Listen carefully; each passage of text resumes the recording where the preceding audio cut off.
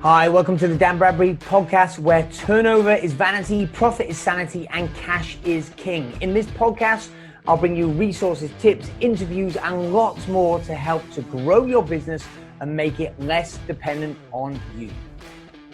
Hi, welcome to the Dan Bradbury podcast. I'm Topher Morrison, your guest host for today. Dan can't come to his own podcast. He's stuck in the upside down world in Stranger Things, and of course can't be released until Volume 2, Season 4 comes out. Well, while he's there, he's going to be prepping up for his Success Mastermind coming up June 21st and 22nd. And in that mastermind, which his theme is going to be all about scaling and growing your business, but inside the mastermind, we're going to be hosting the second annual Ultimate Entrepreneur Competition, where Dan is going to be giving away 10,000 pounds to whichever company can convince the audience that they should win the crown. Today, I get the dubious honor of interviewing one of those companies. It's a partnership between Gill Kelly and Matt Hall, and their company, get this, what a cool name, Making Stuff Better. So we're going to interview them, find out what stuff they do make better and how they've succeeded during these troubled times. So without further ado, please welcome to the show, Gill Kelly and Matt Hall from Making Stuff Better.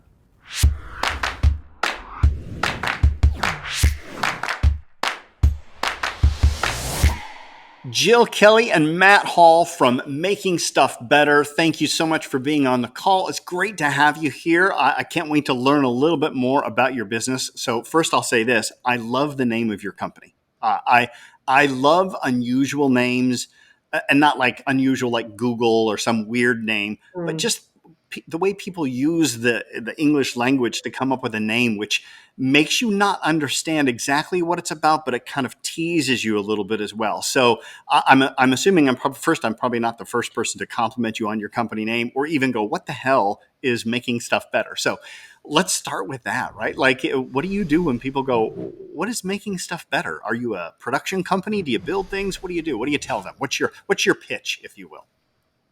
We often tell the story about being in John Lewis we make stuff in Bristol.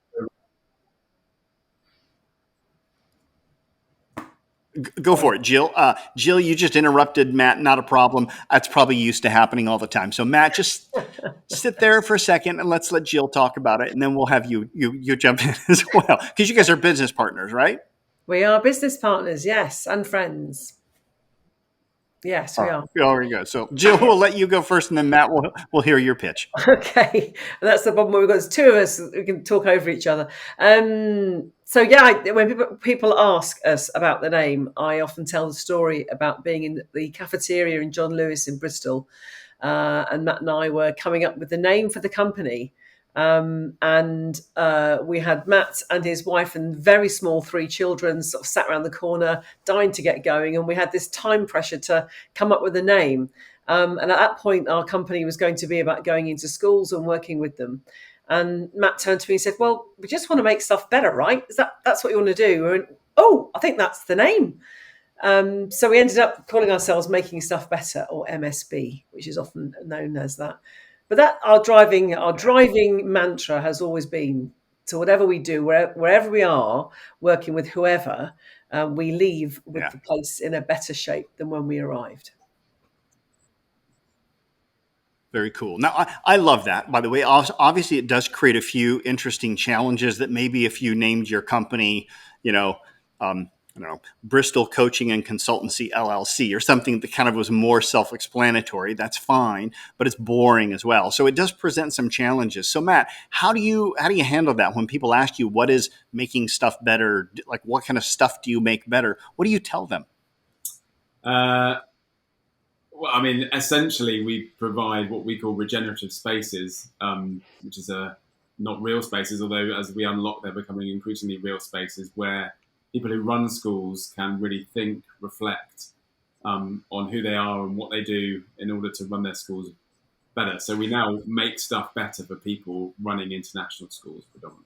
Now, I want to talk to you about that because when I went to your website, I was actually initially confused when I saw that term regenerative spaces. And I thought, oh, these guys, they design, maybe they're a feng shui company, and they design spaces to make it be more healthy and more creative. And then as I kept reading, I got a little bit more clear that you are you're a leadership let me share with you my impression is that what I got out of it is that there's a lot of leadership coaching involved in what you do, not redesigning desk space or what have you. So am I on the mark? Am I off the mark? Or am I doing okay? Because there's those challenges. And I want you to unpack that term for me. What do you mean when you say regenerative spaces?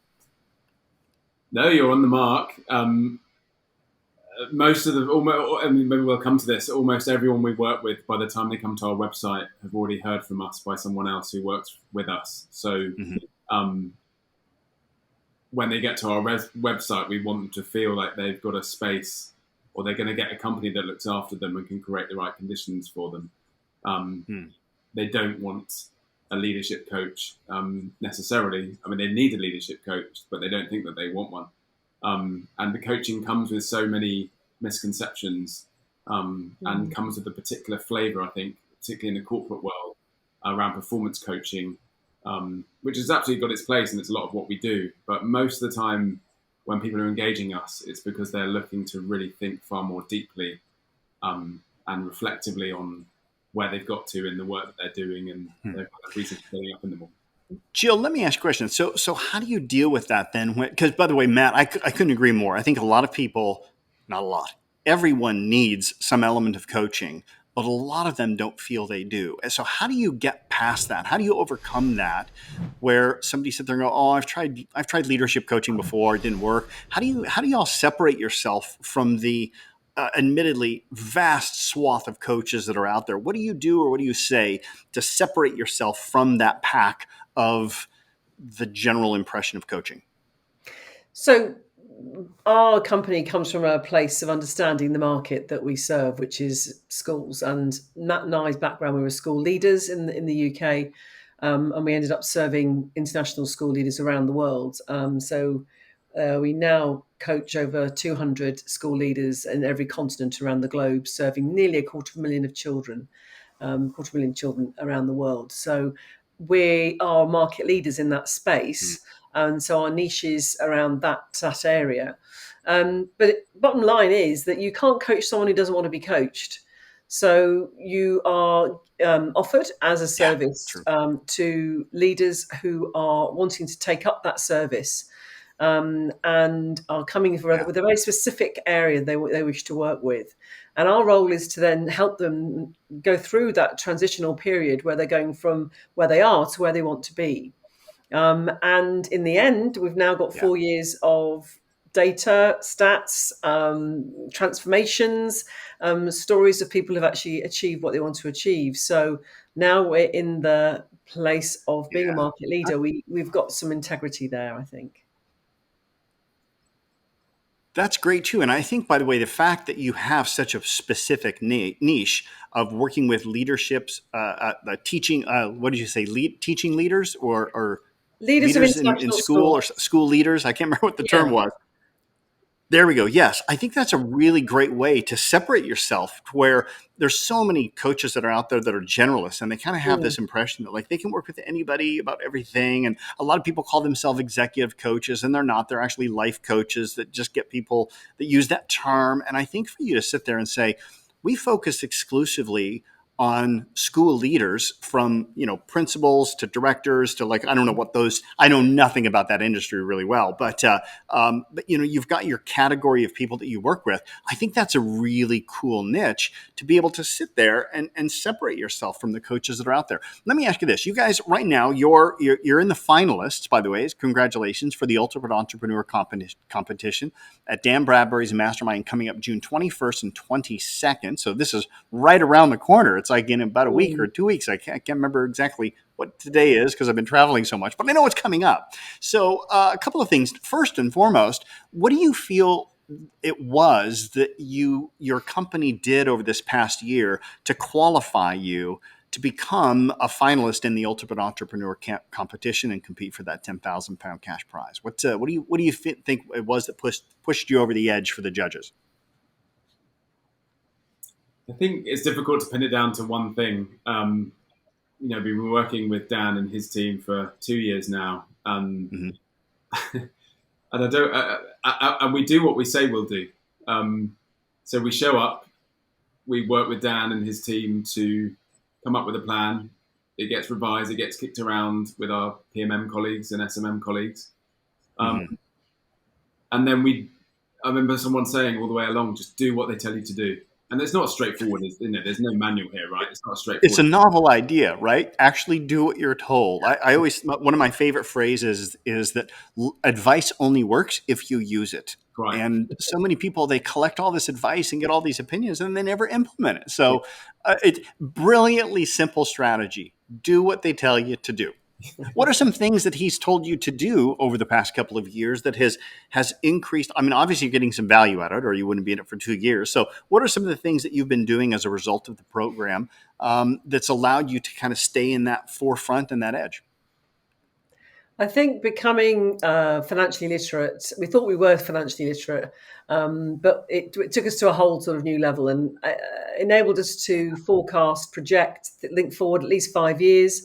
Where do we want the company to go? And so expanded our vision is one area, and also the financials that we needed to structure to be able to allow the vision to unfold and to happen. So to be proper grown-up business people is a little badge. I am a business person as a result of that. So there's the nuts and bolts side of it, which has been quite liberating, actually. Have you been able to take some of the concepts that Dan shares with you inside the mastermind program for the past 2 years and transfer that over into the clients that you've worked with as well? Because education is not the same as entrepreneurship, but yet there are a lot of dovetails and crossovers. And I don't think a lot of people from the outside looking in, like I would never think that a principal has to be aware of budgets and numbers and stuff because it's a school, right? So we've kind of separated this whole notion from the monetary side of it to the scholastic side of things. But I would assume that they need to be able to learn and run their numbers and understand their conversion rates just like any other company would as well. Am I right on that, or does it ever translate at all? You're right on that. I don't think that we could say hand on heart that we've taken some of the content from what we get from Mastermind and apply it to school principals, because a lot of they don't have the same entrepreneurial freedom that a business owner does, often at heart of much bigger system. But to answer your question directly, we I'm laughing.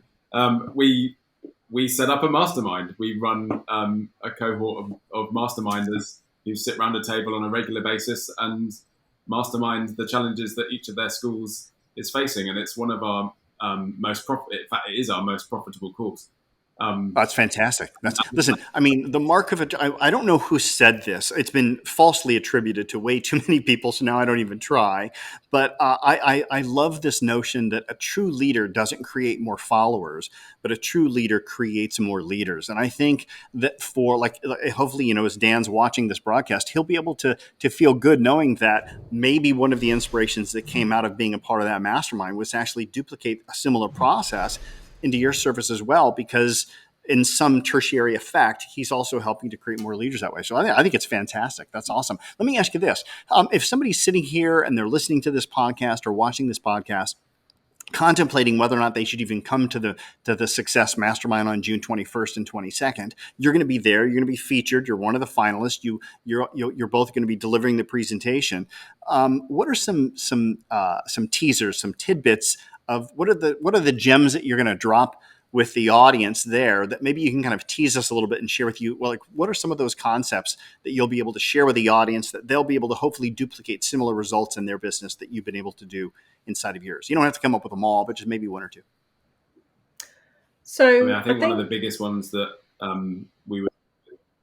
Oh, go on. We're going to jump. There's always that delay. It's okay. Matt will let you go this time, and then Jill, you can follow up and share with us what your thoughts are. So go for it, Matt. The biggest strategy that we've executed, which has been learned and built in collaboration with Dan, is just the 80-20 rule. That 80% of your business is sitting with 20% of your clients, and every time we think that there's other clients or potential clients and leads out there that we need to go and find, where we are reminded and brought back to adding and delivering more value for the people that we've got, and the role of building relationships and delivering more value to those existing relationships is absolutely behind the success of our business, and we'll be able to speak more to that point at the mastermind. Yeah, fantastic. All right, good. So the 80-20 rule, applying that, getting rid of your bottom 80%, focusing on those 20%, and then doing it over again and repeating.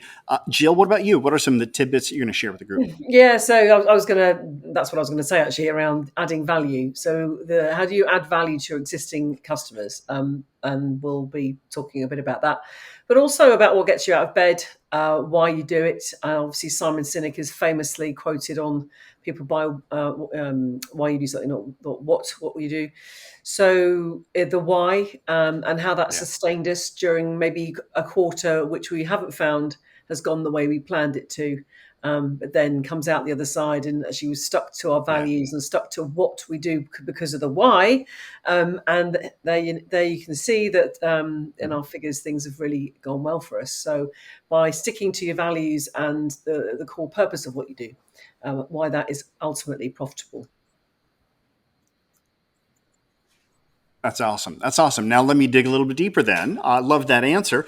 Why do you guys do what you do then? What makes you guys stick it out? Because you've been, now just in case anybody's wondering, you are not married, you are business partners, which means that you are still probably work wife and work husband for sure, stepping on each other, answering the same questions, happens all the time, right?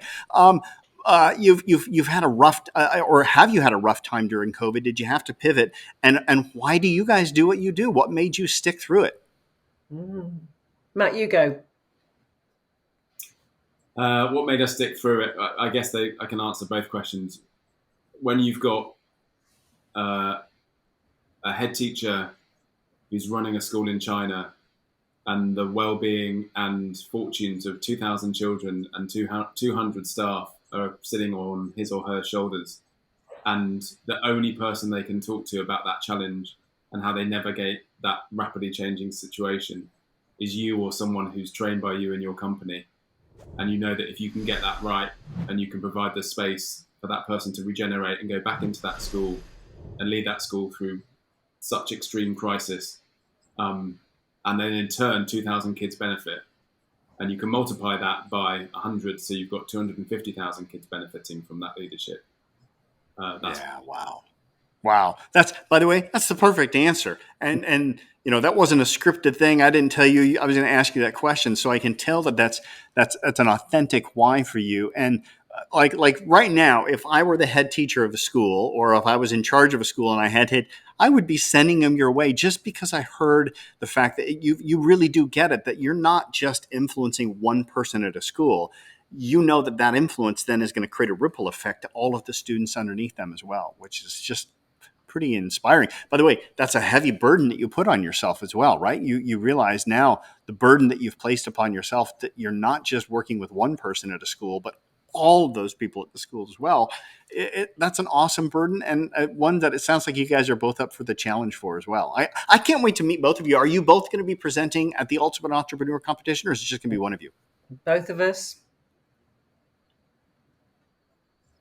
Excellent. All right, cool. So you have to make sure you have that tag team operation going on real well there. I cannot wait to meet you in person. I can't wait to hear the story about how making things better, making stuff better has evolved over these years. If any of you that might be listening to this podcast or watching the podcast know anyone, and I'm sure you do, who's affiliated in the educational system, and you'd like to make sure that those head teachers are getting the coaching that they need to make sure that they're creating positive ripple effects in the children out there, send them to makingstuffbetter.com. That's the name of the company. That's the name of the website, makingstuffbetter.com, which I think is just an awesome name.